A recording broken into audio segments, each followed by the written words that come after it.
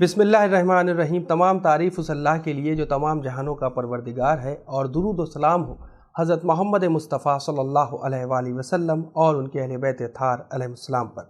ناظرین اکرام، السلام علیکم۔ میں ہوں حسن آصف، آپ کا میزبان۔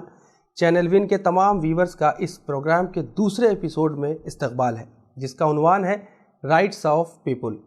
یہ موضوع ایسا موضوع ہے جسے 5 ایپیسوڈ میں مکمل نہیں کیا جا سکتا، پھر بھی ہماری یہ کوشش رہے گی کہ آپ کے ذہنوں تک وہ باتیں پہنچ جائیں جن کا جاننا بہت ضروری ہے۔ آج ہم پڑوسیوں کے حقوق سے متعلق گفتگو کریں گے اور ساتھ ہی ساتھ جانیں گے کہ لوگوں کے حقوق کا خیال رکھنے والے، یعنی جو انسانیت کو کس طرح فائدہ پہنچاتے ہیں۔ تو آئیے آج کے اہم سوالوں کے ساتھ اس ایپیسوڈ کا آغاز کرتے ہیں، اور ہمارے ساتھ ہر بار کی طرح اس بار بھی موجود ہیں مولانا سید حسنین باقری صاحب قبلہ۔ آغا السلام علیکم۔ علیکم السلام ورحمۃ اللہ۔ آغا، یہ ہمارا دوسرا ایپیسوڈ ہے اور رائٹس آف پیپل کے سلسلے سے ہماری آپ سے مسلسل بات ہو رہی ہے۔ آج ہم بات کریں گے، جو ہمارا پہلا سوال رہے گا وہ پڑوسی کے حقوق کے سلسلے سے رہے گا کہ پڑوسی کے حقوق کیا ہیں۔ مثلا کوئی پڑوسی مالدار ہے یا صاحب حیثیت ہے اور دوسرا غریب ہے، جو صاحب حیثیت ہے تو دوسرے غریب کے لیے اس کے کیا حقوق ہیں، یہ خاص کر ہمارے ناظرین کو بتائیں۔ اعوذ باللہ من الشیطان الرجیم، بسم اللہ الرحمن الرحیم، الحمد للہ رب العالمین، والصلاة والسلام علی النبی وآلہ، لا سیما بقیت اللہ فی الارضین۔ حقوق کی جہاں تک بات ہے، میں نے اس سے قبل بھی عرض کیا تھا کہ اسلام میں اور ہمارے دین میں تمام لوگوں کے حقوق ہمارے اوپر ہیں، اور ایک انسانوں کے حقوق، اسی لیے حقوق الناس کہا جاتا ہے، یعنی لوگوں کے حقوق ہمارے اوپر ہیں۔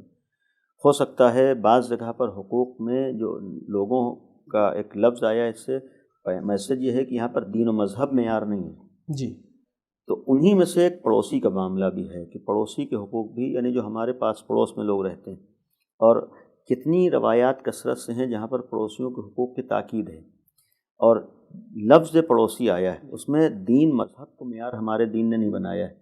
ایسا نہیں ہے کہ اگر تمہارا پڑوسی تمہارے مذہب والا ہے تو اس کا خیال کرو، تمہارے مذہب والا ہے تو خیال نہیں کرو، نہیں، ایسا نہیں، بلکہ بعنوان پڑوسی مثلا ابتداءً میں ایک چوتھے امام زین العابدین علیہ السلام کا پڑوسیوں کے سلسلے میں جو حقوق کو بیان کیا ہے، کیونکہ آپ نے بہت سے حقوق کا تذکرہ کیا ہے کہ انسان کے اوپر کن کن لوگوں کے کیا کیا حقوق ہیں۔ تقریباً یہاں پر 50 حقوق کو امام نے بیان فرمایا ہے۔ انہی 50 حقوق میں پڑوسیوں کے حق کے سلسلے میں بیان فرماتے ہیں کہ پڑوسی کا حق تمہارے اوپر، میں صرف ترجمہ عرض کیے دے رہا ہوں، رسالہ حقوق ہے امام سجاد کا، اس سے خود اسلامی تعلیمات میں پڑوسی کا حق کیا ہے کسی حد تک واضح ہو سکتا ہے۔ پڑوسی کا حق یہ ہے کہ اس کی غیر موجودگی میں اس کی چیزوں کی اور اس کی عزت و آبرو کی حفاظت کرو۔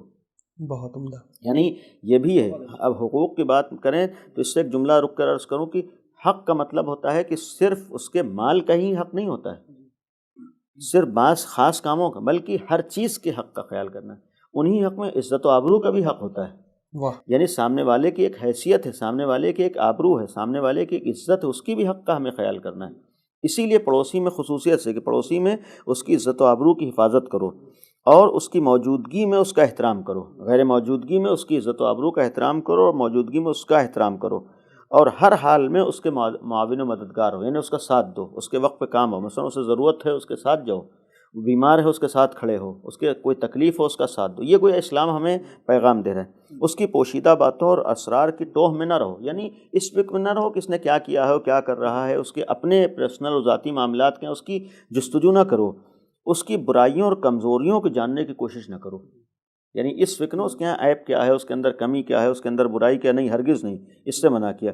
اور اگر بغیر قصد و ارادے اور بغیر زحمت و مشقت کے تمہیں اس کی کسی کمزوری عیب کا پتہ چل جائے تو تم اس کے لیے مضبوط و محکم قلعہ اور ایسا ضخیم و دبیس پردہ بن جاؤ کہ مستور و پیچیدہ ہونے کی وجہ سے نیزے بھی اسے تلاش نہ کر سکیں۔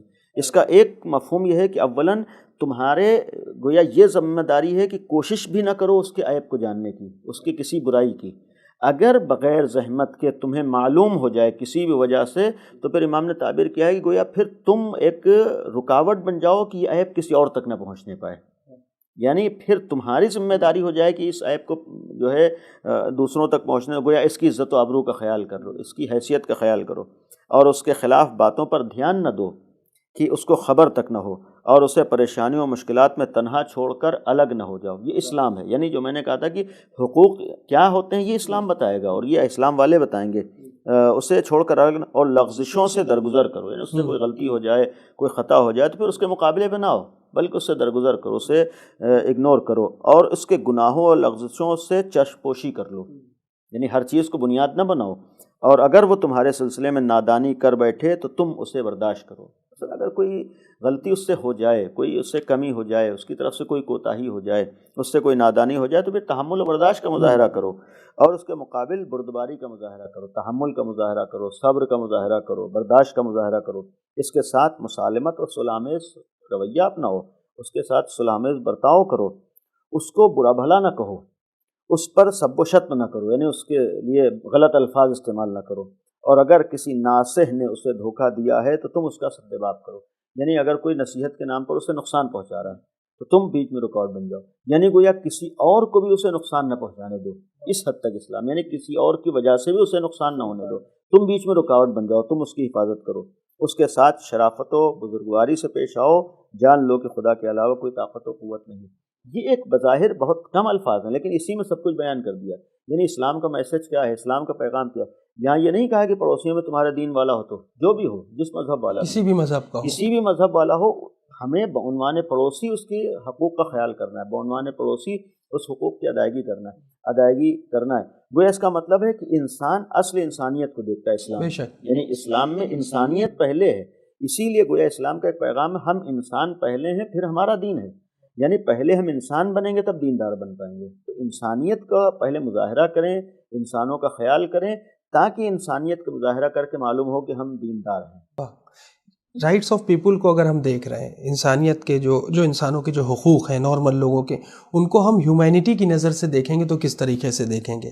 جیسے ابھی آپ نے بتایا کہ انسانیت کی نظر سے کچھ لوگ تو ایسے بھی ہیں جو انسان ہونے کا بڑا اپنے کو وہ بتانے کا یوں کہہ دیں کہ چرچا کرتے ہیں کہ میں ایسا ہوں، میں ویسا ہوں، لیکن اندر سے وہ کیا ہوتے ہیں کسی کو کچھ نہیں معلوم ہوتا ہے.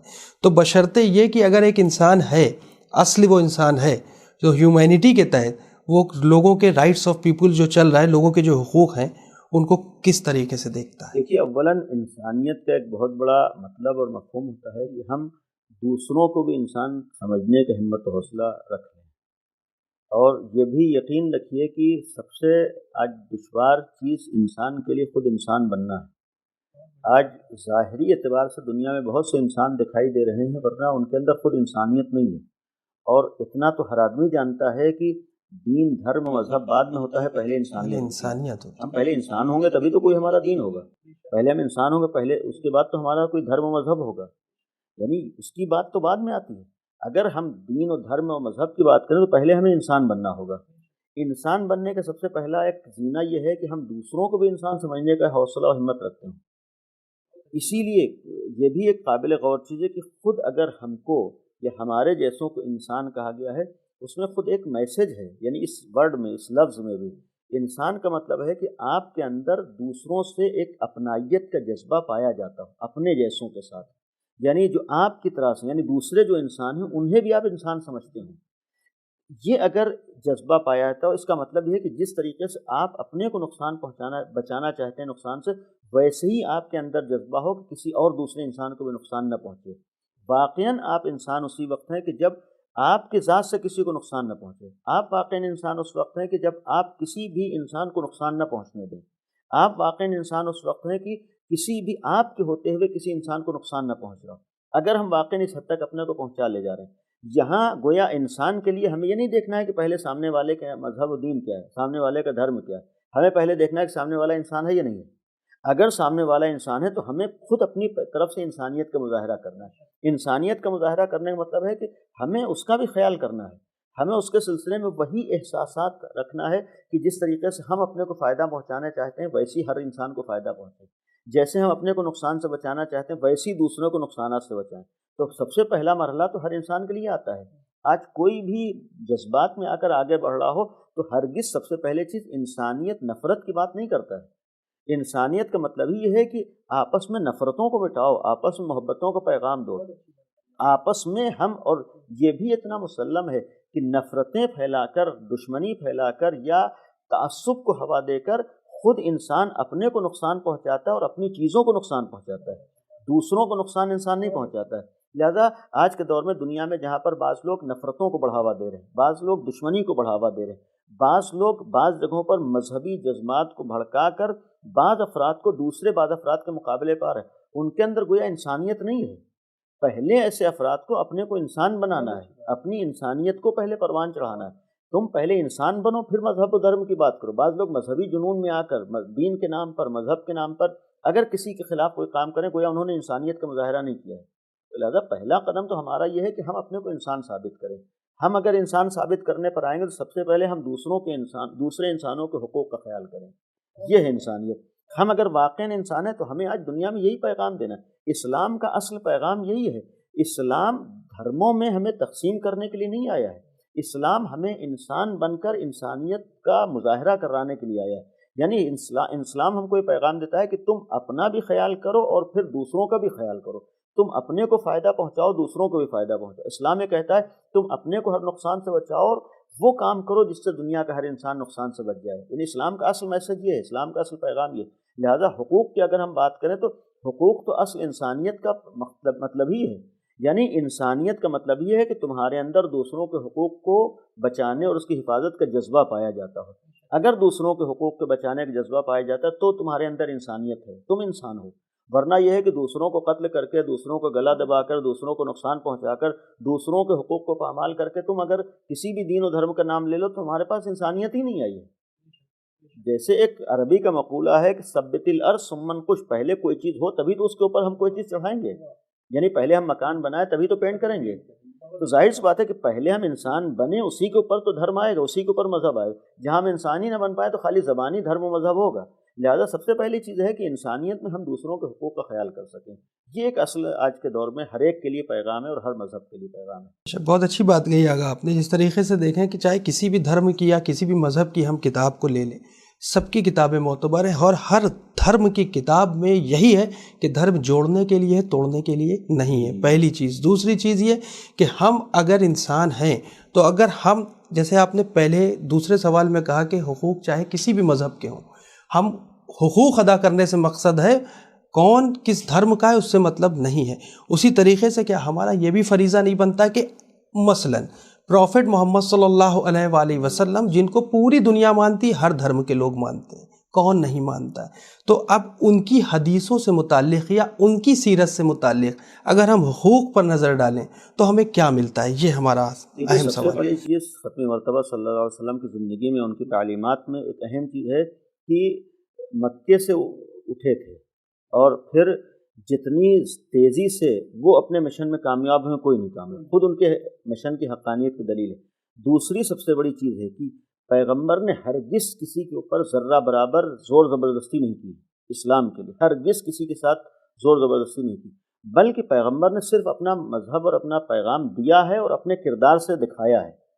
جب کردار سے دکھایا تو خود سے لوگ آئے ہیں، لیکن قابل غور چیز ہے کہ جس جگہ پر پیغمبر مثلاً مکے میں آئے ہیں، زندگی گزاری، پھر مکے سے ہجرت کی مدینے چلے گئے، مدینے سے پھر آئے، مکے کو فتح کیا، یعنی پورا مکہ اور مدینہ پیغمبر کے اختیار میں آ گیا آہستہ آہستہ۔ آخری دور میں گویا پورا علاقہ پیغمبر کے اختیار میں تھا، لیکن آپ تاریخ پڑھیے کہ پیغمبر فتح مکہ کے بعد یا کامیابیوں کے بعد پورا علاقہ اپنے اختیار میں آنے کے بعد اسی جگہ پر مخالفین رہتے تھے، اسی جگہ پر دوسرے افراد بھی رہتے تھے، اسی جگہ پر ہر مذہب کا فرد رہتا تھا۔ پیغمبر کا رویہ ان لوگوں کے ساتھ کیا تھا؟ یعنی اپنی حکومت قائم کرنے کے بعد ان کے حقوق کا بھی خیال کیا ہے۔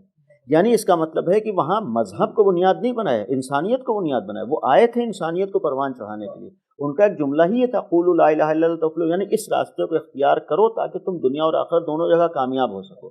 لہٰذا وہ جو ایک واقعہ ہے کہ پیغمبر ایک راستے سے گزرتے ہیں اور ایک یہودی عورت ان کے اوپر کوڑا ڈالے، جہاں پیغمبر کی حکومت ہو، جہاں پیغمبر حکومت کرو، وہاں دوسرے مذہب کے افراد اس طریقے کا رویہ اپنا لیں، نہیں ہو سکتا تھا۔ اسلام کی تبلیغ کے بعد کتنے ایسے موقع آئے ہیں کہ پیغمبر جا رہے ہیں، ایک یہودی سامنے آ کر کھڑا ہو گیا، پیغمبر سے کہا، قرض کا مطالبہ کیا کہ آپ ہمارا قرض ادا کریں۔ پیغمبر نے کہا کہ تمہارا کوئی قرض ہمارے اوپر نہیں ہے، اس کا غلط دعویٰ تھا۔